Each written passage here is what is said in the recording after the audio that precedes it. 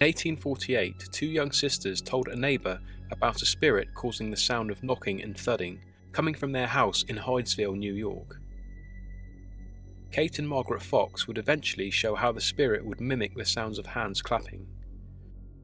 Eventually the spirit started communicating more complex ideas, and even saying that his name was Charles B. Rosa, a peddler who had been murdered and hidden in the house years before the family had moved in.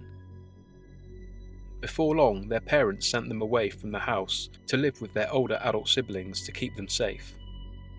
But it was not long before it became apparent that they were communicating with other spirits.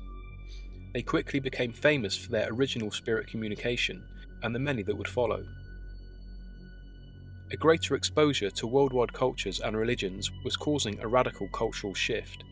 Many began to question the traditional Christian religions and the teachings of the Bible, including its ban on speaking with spirits and the dead, mediums and other psychics, as this had become increasingly popular. The fame of the Fox sisters is often marked as the rise of a movement known as Spiritualism. With the American Civil War ending in 1865, people were looking for answers about missing loved ones. If bodies had no identification on them, family couldn't be notified, and they would simply be buried. This left loved ones without answers or closures. A greater amount of concern was being placed on the well-being of children, as people were having fewer of them while living in urban environments became more common. This concern about their well-being included their eternal soul, as many were still dying before being baptized.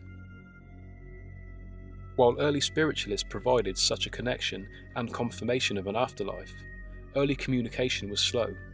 You had to wait for spirits to tap on a wall or rock a table as you repeated the alphabet. Some managed to channel and write, but for most people this was not an option. One of the earliest answers to this problem was the invention of the planchette, a small wooden device to which a pencil could be attached, so messages could be written out by the spirits themselves. It was made popular when an American toy company, Kirby & Company, began to manufacture it. No one knows how exactly the device came into existence. Some claim that it was invented by a French spiritualist, who gave it his own name.